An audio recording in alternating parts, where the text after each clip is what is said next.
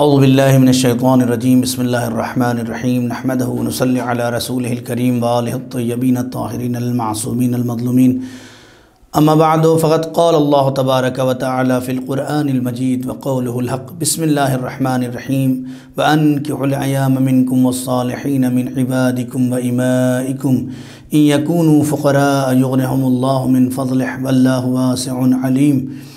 محترم ناظرین کرام، السلام علیکم ورحمۃ اللہ وبرکاتہ۔ ناظرین، اس ایپیسوڈ میں آپ کے سامنے زوجہ اور شوہر کے حقوق کے بارے میں گفتگو کرنی ہے۔ خداوند عالم سورہ نور کی 32ویں نمبر آیت میں ارشاد فرماتا ہے کہ اپنے بے شادی شدہ لڑکوں اور لڑکیوں کی شادی کرو، اور غلاموں اور کنیزوں کی جو سالے ہیں ان کی بھی شادی کرو، ان کا نکاح کرو اگر وہ فقیر ہوں گے۔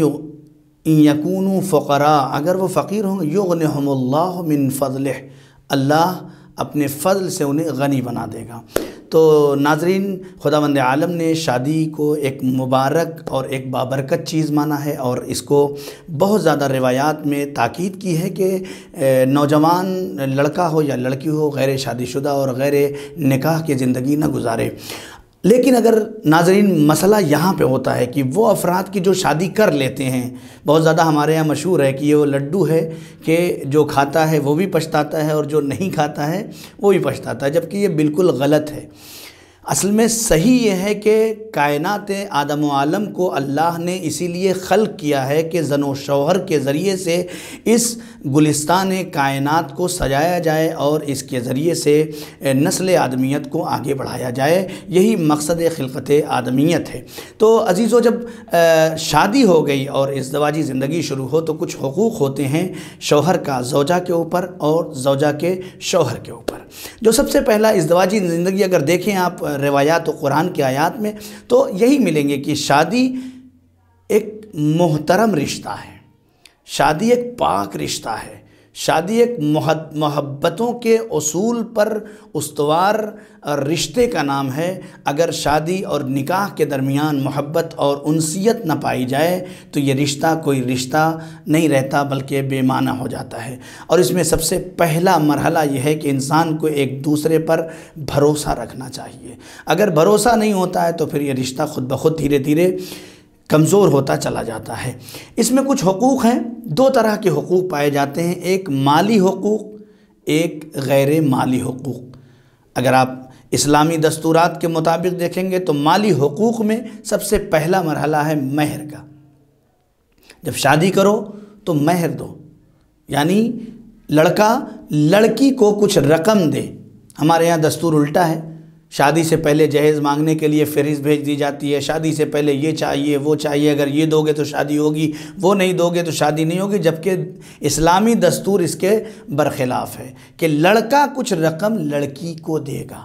یہ واجب ہے، یہ بالکل واجب ہے۔ اگر نہیں دیتا یا نہ دینے کی نیت سے یہ رشتہ قائم ہو تو شریعت کے نگاہ میں یہ رشتہ نہیں کہلاتا ہے۔ لہٰذا واجب ہے کہ لڑکا، جوانوں غور سے سنو، جب بھی نکاح کرو تو مہر کی رقم اپنی زوجہ کے حوالے سب سے پہلے، یعنی نکاح سے پہلے ادا کر دی جائے، تب نکاح ہو۔ یہ پہلا مرحلہ مہر کا۔ اور ادھر سے نبی کریم نے فرمایا سب سے بہترین عورت وہ ہے کہ جس کا زر مہر سب سے کم ہو۔ اب دیکھیں، مہر کا عنوان یہ ہے۔ ادھر لڑکے والوں سے کہا ہے کہ لڑکا ایک رقم دے، ادھر لڑکی سے کہا ہے کہ بہترین عورت وہ ہے کہ جو کسی لڑکے کے لیے بار کا سبب نہ بنے بلکہ مہر کی رقم کم ہو۔ یہ مہر کی تاکید ہے۔ اور اگر نوجوانوں آپ نے نکاح سے پہلے حق مہر ادا نہیں کیا ہے تو نکاح کے بعد جو سب سے پہلا کام انجام دیجئے وہ آپ کا مہر کو ادا کرنا ہونا چاہیے۔ دوسرا مسئلہ جو حقوق میں آتا ہے وہ نفقے کا ہے۔ نفقہ، جیسے ہی شادی ہو گئی اب بیوی کا نفقہ آپ کے اوپر واجب ہے، اس کی ضروریات زندگی کو پورا کرنا یہ آپ کے اوپر واجب ہے۔ اگر آپ واجب کو ادا نہیں کرتے تو خداوند عالم کی نگاہ میں آپ باعث مذمت قرار پائیں گے۔ تو بہتر ہے کہ انسان، اب ادھر سے دیکھیں آپ، شریعت نے اس مرد کے اوپر بیوی کا نفقہ واجب قرار دیا۔ کیوں؟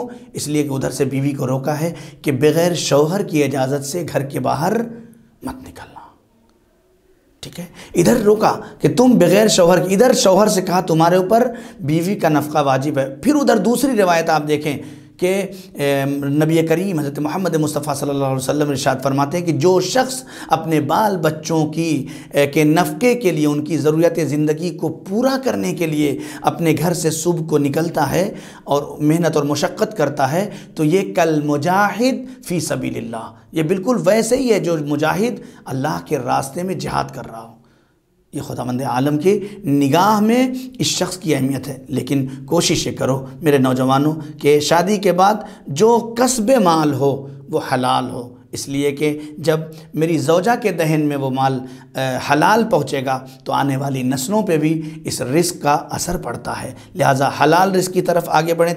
تیسرا مرحلہ رہائش کا ہے جو واجب ہے اور حقوق میں سے ہے کہ اپنی طاقت، اپنی قدرت، اپنی استطاعت کے مطابق زوجہ جس سے شادی کر لیا، جس سے نکاح کر لیا، جس نے اپنا گھر چھوڑا، اپنے بھائی بہن ماں باپ سب کو چھوڑا اور آپ کے یہاں آئی ہے، تو جتنی اپنی قدرت اور استطاعت میں ہے اس کے رہنے کے لیے انتظام کرنا، یہ ہے مالی حقوق، یعنی مہر کا ادا کرنا، نفقے کا ادا کرنا، رہائش کا انتظام کرنا۔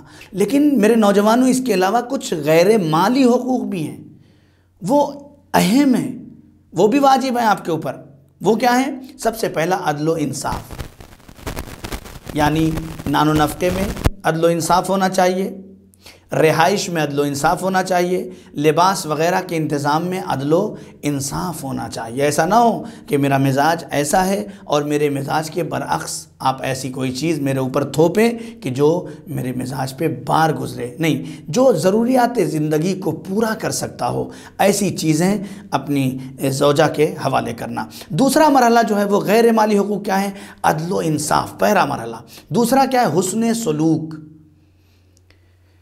یہ ایک پورا موضوع ہے جس کے بارے میں الگ سے ویڈیو بنانی چاہیے، لیکن یہاں پہ چونکہ بیوی کو نان و نفقہ دینے کے ساتھ ساتھ ہو سکتا ہے کہ انسان ساری چیزیں مہیا کر دیتا ہو، لیکن گھر کے اندر آنے کے بعد اس کے پیشانی پہ بل ہوتا ہو، ہر وقت زوجہ کو ڈانٹتا ہو، پھڑکاتا ہو، یعنی اس طرح کا مزاج نہ ہو، بلکہ حسن سلوک۔ حسن سلوک کیا ہے؟ اس کے حقوق کو ادا کرنا، اس کی جائز خواہشات کو پورا کرنا، اس کے بار بار اس کو ذلیل نہ کرنا، یہ حسن سلوک ہے کہ اپنے گھر کو جنت بنانا۔ اس طرح سے انسان جب ایک دوسرے سے حسن سلوک کی زندگی گزارتا ہے تو گھر نمونہ جنت بن جاتا ہے۔ لیکن جہاں تان و تشنیع ہو، جہاں پہ ایک دوسرے کو ذلت اور رسوائی کے غار میں ڈھکیلنے کی کوشش ہوتی ہے، وہاں پہ پھر گھر جنت کا نمونہ نہیں بن سکتا۔ یہ دوسرا مرحلہ تھا۔ تیسرا مرحلہ جو ملتا ہے وہ ایذا رسانی نہ پہنچانا۔ یوں تو شریعت میں اگر آپ دیکھیں تو شریعت نے اس قانون کو عمومی کیا ہے کہ کسی بھی بندے خدا کو ایذا نہ پہنچائیں، یعنی نقصان اور ضرر نہ پہنچائیں، اس کو تکلیف نہ پہنچائیں۔ یہ ہمارے ہاں شریعت کا اصولی اور بنیادی قانون ہے کہ کسی کو نہ پہنچائیں۔ تو پھر کیا کہنے کہ اگر کوئی شریک حیات ہو اپنی، کیا کہنے کہ جو شریک زندگی ہو اپنی، جس سے آپ نکاح کر کے اپنے گھر میں لے کے آئے ہیں، جس سے شادی کیا ہے آپ نے، اس کو تکلیف پہنچانا کہاں تک اسلام قبول کرے گا؟ ممکن نہیں ہے۔ لہٰذا یہ غیر مالی حقوق میں سے ہیں۔ دیکھیں آپ، نبی کریم کا طریقہ یہ ہے، عمومی طور پہ قانون یہ ہے، کوڑا پھینک رہی ہے بڑھیا، تکلیف پہنچا رہی ہے، ایذا رسانی کر رہی ہے، لیکن نبی کریم کا اخلاق یہ تھا اور دکھانا چاہ رہے تھے، دیکھو جب میں غیر مسلمان کے ساتھ ایسا دستور اور ایسا اسلوب رکھتا ہوں تو تم مسلمان اور تم شیعہ ہو کے اپنے گھر والوں کے ساتھ، اپنے ارحام کے ساتھ، اپنے رشتہ داروں کے ساتھ، اپنے محلے اور پڑوس والوں کے ساتھ کیسا اخلاق تمہارا ہونا چاہیے۔ والسلام علیکم ورحمۃ اللہ وبرکاتہ۔